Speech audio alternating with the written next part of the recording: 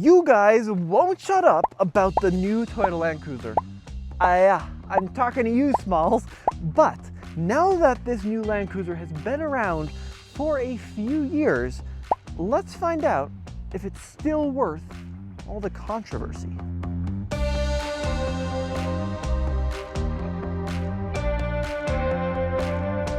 Now, what controversy am I talking about? Well, if you are a Land Cruiser person, or if you want to show off at Cars and Coffee, you judge a Land Cruiser generation based on a series number. So you had FJ40, and then 55, and then 60, and then 80, and then 100, and then 200.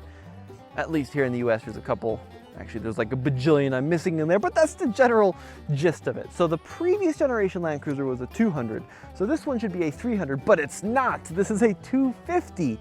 There is a 300 sold in other parts of the world, but this is a 250 series. Now, as a sidebar, Land Cruiser a bunch of decades ago started its own little brand where they built a more lighter duty Land Cruiser called the Prado. So technically, this is a Land Cruiser 250 Prado. At least that's what you'd call it in Australia, right? But here in the US, they're marketing it as a full-blown Land Cruiser, and a lot of people were grumpy and continue to be grumpy that, oh, this is not a true Land Cruiser, dang it.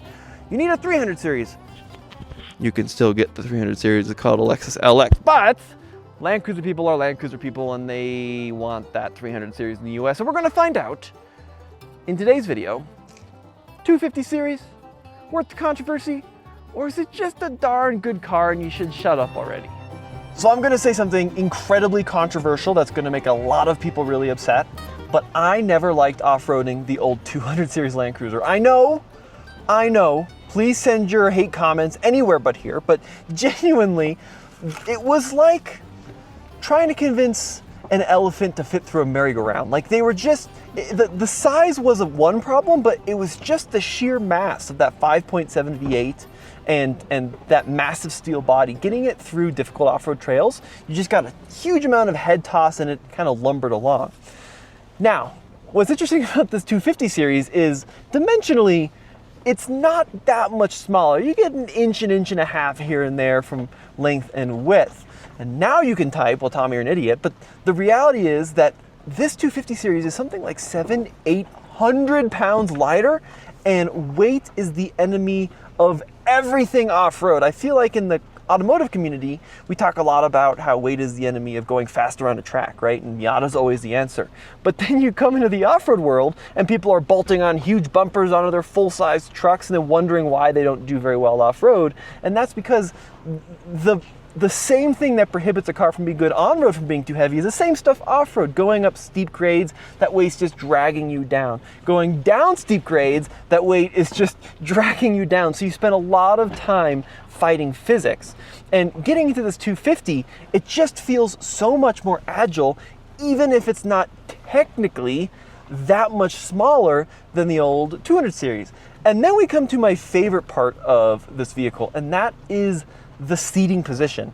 I kind of like to say, and I'm here with my Toyota friends, and I'm sure they're going to throw a shoe at me here in a sec, but this 250 series Land Cruiser is kind of like the greatest hits from multiple manufacturers. And let me kind of explain what I mean by that. This seating position feels very Land Rover Discovery in the best kind of way, where you're actually sitting on top of the vehicle instead of down deep in the vehicle. Now, once again, the sports car guys are like, that's terrible, but from an off-road standpoint, sitting on top of it like a skateboard means you can see the whole world and you have a much better sense of wheel and line placement. And then we come to the steering, which is very, once again, they're going to throw a shoe at me, almost old school Jeep, and not from like a vagueness, but from the slow steering ratio means that when you're off-road, you can be really precise with all of your inputs. And then when you bake in that kind of Toyota longevity, this thing seems pretty cool all of a sudden. One of the things that makes this Land Cruiser particularly controversial is the fact that you can get essentially the same vehicle, but in the Lexus GX. And you can get a twin-turbo V6, and you can get more luxury, and in the overtrail trim, you get all the off-road stuff, and that is freaking awesome. And I have to admit, I'm a big GX fan. However, overtrails are at a minimum 72 grand. If you get the nice one, you're gonna be like 84 grand.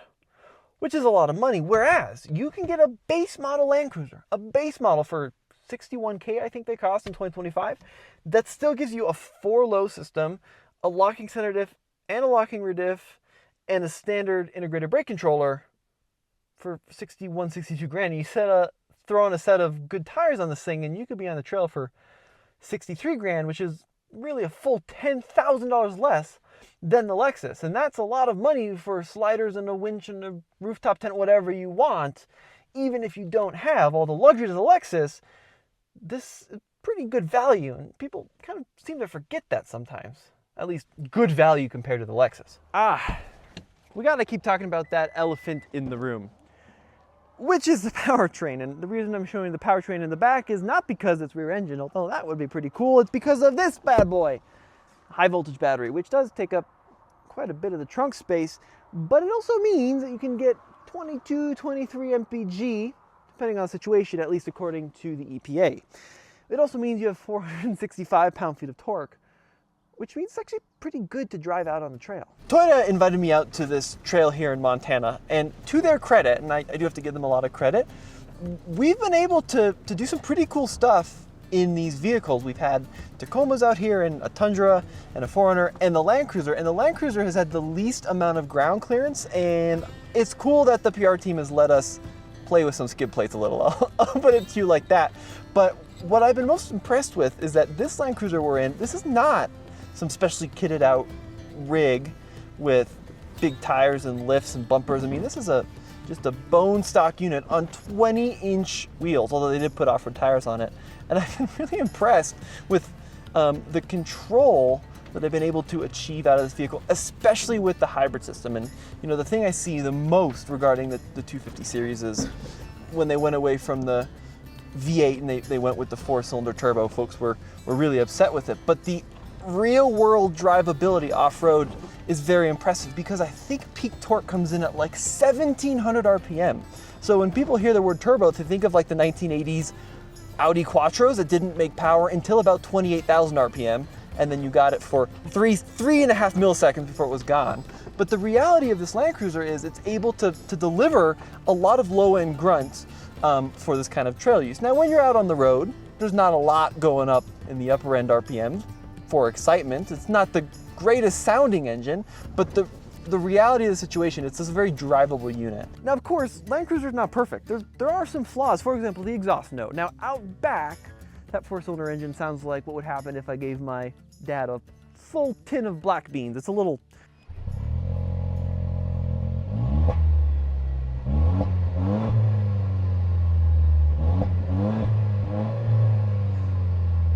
If you get my gist. And then up front, it kind of sounds like me whining about my dad eating a full tin of black beans and...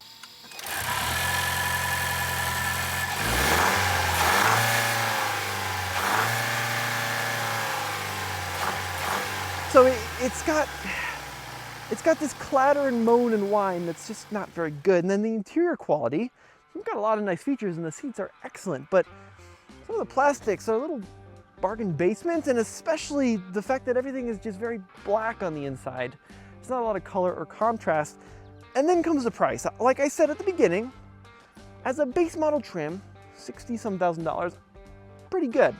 When you start loading them up and then you're looking at 75, 76 grand, I don't know. That's a lot of GX, if you know what I'm getting at. The other thing too we're finding is the ground clearance number on paper, which is like 8.6 inches, doesn't reflect the actual capability of the machine. Because I will get the comment, I know it's coming, that an Outback Wilderness has 9.2 inches of ground clearance and therefore it could do this no problem. But you have to look at the hardware incorporated in the vehicle. This Land Cruiser has a low range first and foremost for that added control. It has a center locker, a rear locker, crawl control, a sway bar disconnect. So yeah, on paper it only has 8.6 inches of ground clearance. But when you couple that with the underbody protection, you can feel pretty comfortable dragging this thing over rocks, and it sounds like the world's gonna end, but it's totally fine because it was built for it and it was engineered for it. So I gotta say, you could do a lot more with a stock Land Cruiser than people will give this thing credit for, which is cool. And I think in the real world, for most folks, it'll do most of the things that a 4Runner will do, especially like a Tier D off-road. You know, when you start looking at Trailhunter and Pro, you start talking about larger tires and maybe some additional approach and departure stuff. But this Land Cruiser, for what it's built for, which is not intended to be an all-out rock crawler, you can genuinely have fun on a trail, and it'll just keep coming back for more. And I think the highlights for me are the seating position. As Land Rover would say, the command driving position and the visibility out of the machine are very impressive. The fact that it comes standard with a locking differential is very impressive. And the fact that, to Toyota's credit, they put rock rails on this is also awesome. I think that's great. Speak of the devil. Yeah, not paying attention. So I think those are the big highlights for me with this Land Cruiser. And I know that folks are going to say it's not, quote unquote, a proper 100, 200, 300 series Land Cruiser. But the reality of the situation is, once again, when you're out driving on a trail, what we've done today, I would much rather do in this vehicle than a somewhat bloated and heavy 200 series. I just think that it's much more nimble. It's got a really cool look to it. And it's got the capability built in, especially when you start talking about stuff like sway bar disconnect, which Toyota would never even considered 15 years ago out of the box. That's really cool.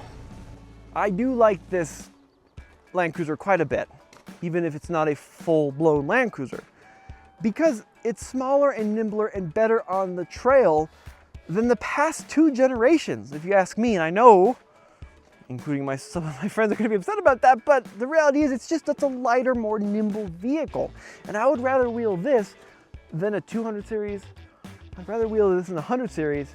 All right, let's not get crazy by saying I'd rather wheel this in an 80 series, but the reality is the form factor, the wheelbase, and the weight and the nimbleness feel more similar to an 80 than a 100 or 200. And if you skip the luxury Land Cruiser bits and you just get a base model, I actually think this thing is pretty cool. I really do. And yes, I know that engine's a little whiny, but it's also very usable on the street, which I like. And it's also good off-road. So I know that this is tough to replace a V8 powered 200, but I think the new 250, from the bottom of my heart, is very cool. Let me know what you guys think in the comment section, as I'm sure you will. And as always, this has been Tommy. Head over to alttfl.com where we got more videos for you coming soon.